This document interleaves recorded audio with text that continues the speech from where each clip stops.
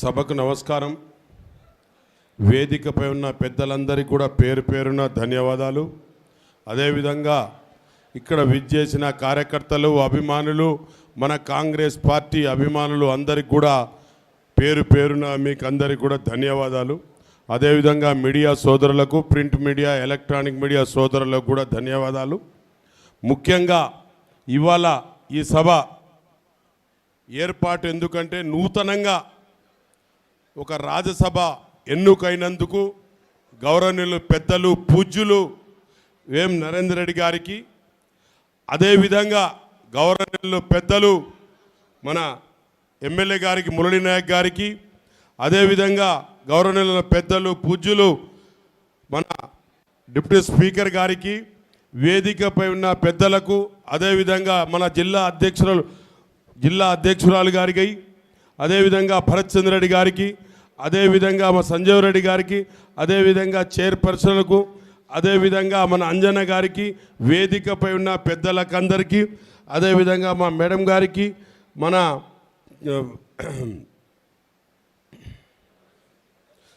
Jhansi madam గారికి, మన శ్రీకాంత్ రెడ్డి గారికి, మన మన మున్సిపల్ చైర్మన్, ఈయన మార్కెట్ కమిటీ చైర్మన్ గారికి, మున్సిపల్ చైర్పర్సన్ గారికి, నూతన ఎన్నికైన రాధాబాయి గారికి, చైర్పర్సన్కు అందరికీ కూడా పేరు పేరున అందరికీ ధన్యవాదాలు.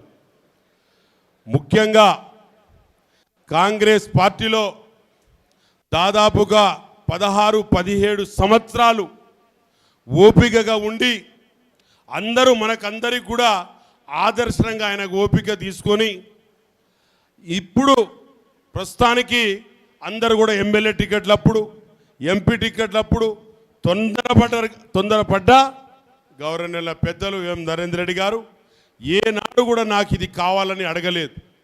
నేను దగ్గరుండి చూస్తున్న ముఖ్యమంత్రి గారికి ఏది కూడా నాకు ఇవ్వమని అడగలేదు. కానీ రాష్ట్రంలో ఏ ఎమ్మెల్యే వచ్చినా ఏది అడిగినా వారి ప్రజెంటేషన్ను మాత్రం తప్పకుండా గౌరవనీయుల ముఖ్యమంత్రి గారికి తీసుకెళ్తున్నారు. అంటే ఓపిక ఏది ఇచ్చినప్పుడే అప్పుడే తీసుకుందాం అనేది ఓపిక మాత్రం వారిలో నేను చూసి మనం నేర్చుకోవాల్సినది ఎంతో ఉంది. నిజంగా చెప్తున్నాను, స్టేజ్ పైన ఉండి. ఎందుకంటే ఏది మాట్లాడకుండా ఏదన్నా ఉంటే ప్రజెంటేషన్ చేస్తే అది అవసరమా? అది అవసరం ఉంటే ముఖ్యమంత్రికి ఏ విధంగా చెప్పాలి? ఎంపీలు చాలామంది ఉన్నారు, ఎమ్మెల్యేలు చాలామంది ఉన్నారు. వారికి ఏ విధంగా చెప్తే ఈ రాష్ట్రానికి, ఈ మన జిల్లాకు ఏ విధంగా ఉపయోగపడుతుంది అనేది అది ముందుగా అక్కడ ఎక్కడ మాట్లాడకుండా అవసరం వచ్చినప్పుడు మాట్లాడి ఆ పనిని పూర్తి చేసే లక్షణంగా చేస్తున్నందుకు వారికి నేను శిరస్సు వంచి నమస్కారం పెడుతున్నా సార్. ఎందుకంటే నేను దగ్గరుండి చూస్తున్నా ఇది అవసరమా, ఇది అవసరం లేదా అనేది కూడా. ఈ మన నియోజకవర్గాలలో పార్లమెంట్లో ఎన్నో పనులు చేపడుతున్నారు. దాదాపుగా ఏమైందబ్బా పక్కన జరుగు అన్న, పైకి వచ్చేసేయి, మీరు పైకి వచ్చేసేయండి, ఏం కాదు. శ్రీనివాసరెడ్డి గారు,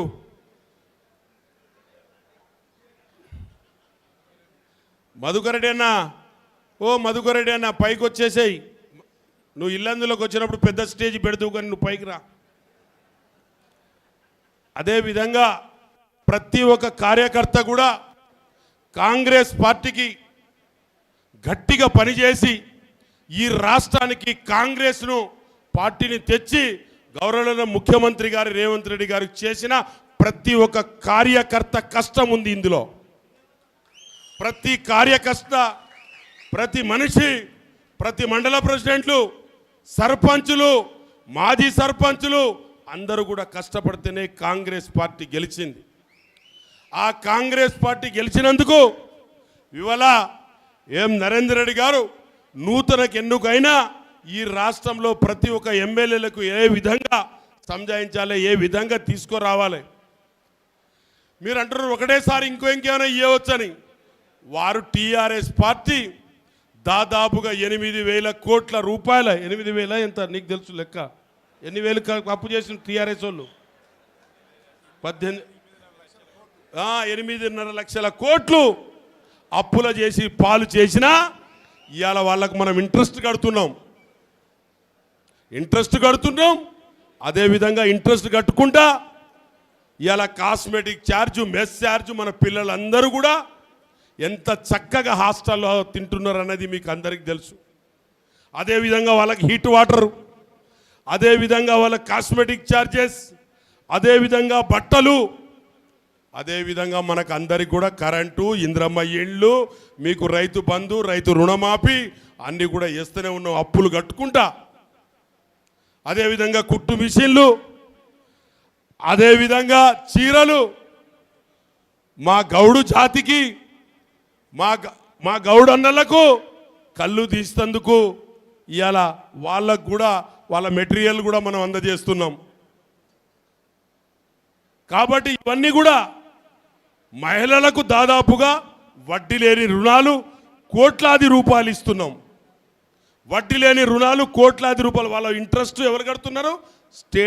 స్టేట్ గవర్నమెంట్, రేవంత్ అన్న గారి ప్రభుత్వం, కాంగ్రెస్ ప్రభుత్వం కడుతుంది. ఇవన్నీ కూడా కార్యకర్తలు మనం ఆలోచించాలి. ఇంకా రాబోయే కాలంలో తప్పకుండా ఈ రాష్ట్రానికి మెరుగుపరుస్తూ గౌరవనీయ ముఖ్యమంత్రి గారు ఎం నరేందర్ రెడ్డి అన్న గారు వీళ్ళందరూ కూడా ఒక సలహాలు, ఎంతోమంది ఎంపీలు ఉన్నారు, ఎంతోమంది కానీ చెప్పేటోడు కావాలి ఏదైతే కరెక్ట్ అవుతుందని. కొంతమంది అంటారు ఆయనే సలహాదారుడగా అని అంటున్నారు, నేను విన్నాను. కానీ ఆయన సలహాలు చెప్పే విధానం కావాలి, చేసుకునే పద్ధతి కావాలి. చేసే విధానం ఉన్నప్పుడే ఈ రాష్ట్రం బాగుపడుతుంది, గ్రౌండ్ లెవెల్లో ప్రజలు బాగుపడతారు. ఇవాళ యంగ్ ఇండియా ఒక పాలసీని తీసుకొచ్చిండ్రు. ఇవాళ ఇవన్నీ ఏది ఇస్తే 7 గ్యారెంటీలు అంటారు. 7 గ్యారెంటీలు మన సన్నబియ్యం ఇస్తామని అన్నమా?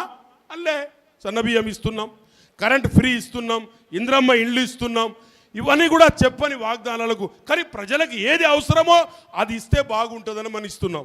అది టీఆర్ఎస్ పార్టీ దాన్ని ఒకటే పట్టుకొని ఏడుస్తుంది, 7 గ్యారెంటీలు 7 గ్యారెంటీలు. నువ్వేం గ్యారెంటీ ఇచ్చినావు? హరితహారం మీద 1000 కోట్ల రూపాయలు తినేసిండ్రు, 1000 కోట్ల అప్పులు చేసిండ్రు, అన్ని చేసిండ్రు. బియ్యం ఇచ్చిండ్రా? బస్సులు ఫ్రీ ఇచ్చిండ్రా? రైతు బంధు ఒకటి, రైతు రుణమాఫీ అప్పుడప్పుడు వేస్తే మేము కూడా వేస్తున్నాం. మీ అప్పులన్నీ మేము కడుతున్నాం. టీఆర్ఎస్ కుటుంబం చేసిన అప్పులన్నీ మనం కడుతున్నాం. కాబట్టి దయచేసి సోదరులారా, ఇంతకుముందు మా గౌరవనీయుల మురళీ నాయక్ గారు, అదేవిధంగా మా రామచంద్ర నాయక్ గారు మన రాష్ట్రానికి, మన స్టేటుకు మాత్రం మహబాద్, దోర్నకల్, మన పార్లమెంటుకు మాత్రం తప్పకుండా ఇవాళ భద్రాచలం కానీ, ఇవాళ సమ్మక్క సారలమ్మ విషయం కానీ, కురివి టెంపుల్ విషయంలో కానీ, కే సముద్రం కానీ తప్పకుండా ఎం నరేందర్ రెడ్డి గారు వారి దృష్టిలో ఉంది. ఇప్పుడు వచ్చేటప్పుడు కూడా మాట్లాడుకుంటూ వచ్చినాం ఏకుంటా ఎలా చేయాలనేది. ఇక్కడ మీకు ఎడ్యుకేషన్ విషయంలో కానీ, రైతుల విషయంలో కానీ ఆయన తప్పకుండా ఆలోచన చేసి ఆ ఆలోచన ప్రకారంగా గౌరవనీయ ముఖ్యమంత్రి గారికి ఎప్పుడు చెప్పాలి, ఎప్పుడు డెవలప్ చేయాలి అనేది ఆయనకు బాగా ఆలోచన ఉంది. కాబట్టి మనం అందరం కూడా తెలంగాణ ఇచ్చిన సోనియా గాంధీకి మనం 10 సంవత్సరాలు చంద్రశేఖర్కి ఇచ్చామే టైము. తెలంగాణ ఇచ్చి రైతులకు ఆదుకున్న తల్లికి తెలంగాణ ఇస్తే వాళ్ళు అనుభవించిపోయారు. కాబట్టి మనం తప్పకుండా ఈసారి వచ్చే గవర్నమెంట్ తీసుకురావాలి, మనం అందరం కంకణం కట్టాలి. వాళ్ళు చేసిన అప్పులు కూడా మనమే తీర్పుతాం. ఎడ్యుకేషన్ అనేది యంగ్ ఇండియా గురించి చెప్పారు రామచంద్ర గారు. యంగ్ ఇండియా గురించి కేంద్ర విద్యాలయం కూడా నేను తీసుకొచ్చిన. ఇక్కడ అప్పట్లో మోడల్ స్కూల్స్ తెచ్చినాం, హైవే నేషనల్ రోడ్స్ తెచ్చినాం. ఇవన్నీ కూడా మన కార్యకర్తల కొరకు, మన రాష్ట్రం, ఈ పార్లమెంటు బాగుపడాలి, విద్యార్థులు బాగా చదువుకోవాలనే ఒక కాన్సెప్ట్. ఎస్టీ ఎస్సీ ఇవాళ కోచ్ ఫ్యాక్టరీ కూడా ఇవాళ మన గౌరవనీయుల నరేందర్ రెడ్డి గారు, నేను కూడా వాళ్ళకి తోడు నీడా నిలబడి తప్పకుండా అది కూడా తీసుకొస్తాం. ఇక్కడే పాలిటెక్నిక్ కాలేజీ కే సముద్రం కట్టాలో, కే సముద్రం కొరకు గట్లే మన పార్లమెంటు, మన రాష్ట్రంలో ఉన్న స్టూడెంటు, మెరిట్ స్టూడెంటు తప్పకుండా దాంట్లో జాయిన్ అవుతారు. ఒక్కరి కొరకేం కట్టలేదు, కాకపోతే మన పార్లమెంట్లో కట్టుకుంటే మనకు ఒక కొంత మేలు జరుగుతుంది. ఎస్టీ ఎస్సీ బడుగు బలహీన వర్గాలు ఈ పార్లమెంట్లో ఎక్కువ శాతం ఉన్నారు కాబట్టి మనం అందరం కూడా కంకణం కట్టి కాంగ్రెస్ పార్టీకి గెలిపియవలసిన అవసరం ఉంది, చేయవలసిన అవసరం మన మీద ఉంది. ఇన్ని ఫ్రీలు ఇస్తున్నారు, ఇంతమైళ్ళు ఇచ్చినాన్ని పూర్తి స్థాయిగా అప్పులు కట్టుకుంటూ చేస్తున్నారు గౌరవనీయులు ముఖ్యమంత్రి గారు. ఏదో టీఆర్ఎస్ వాళ్ళు మాట్లాడినంత మాత్రాన ఏదైనా చెప్పమని చెప్పండి కరెక్ట్గా. కాబట్టి దయచేసి మనం అందరము ఒక ఆలోచన, ఒక విధానం, కూలుగా ఉండి ఒక విధానం చేస్తే తప్పకుండా మనకు ఈ పార్లమెంటు బాగుపడుతుంది, మన విద్యార్థులు బాగుపడతారు, హాస్పిటల్స్ బాగుపడుతున్నది. ఇవాళ హాస్పిటల్కి పోతే మీరు బిల్లు పెట్టుకుంటే 100% మీకు బిల్లు వస్తుంది, 70% అయితే కంపల్సరీ వస్తుంది. మరి ఇన్ని సదుపాయాలు ఇచ్చినప్పటికీ ఏం చేస్తలేరు కాంగ్రెస్ వాళ్ళని కేటీఆర్ మాట్లాడుతారు ఎట్లా పడితే అట్లా. కేటీఆర్కు కాంగ్రెస్ సోనియా గాంధీ తెలంగాణ ఇవ్వకపోతే ఆయన పోయి ఎక్కడో బఠానీలు అమ్ముకునేటోడు. ఆయన కూడా లేనిపోని మాటలు మాట్లాడుతాడు, ఆయన తోడుగా ఆయన కూడా మాట్లాడుతాడు. ఎంత అమ్ముకున్నారు, ఎంత చేసిర్రా వాళ్ళంతా. మేము 10 సంవత్సరాలు కూడా కాంగ్రెస్ తెలంగాణ ఇచ్చిన తర్వాత కూడా మేము కష్టపడ్డాం.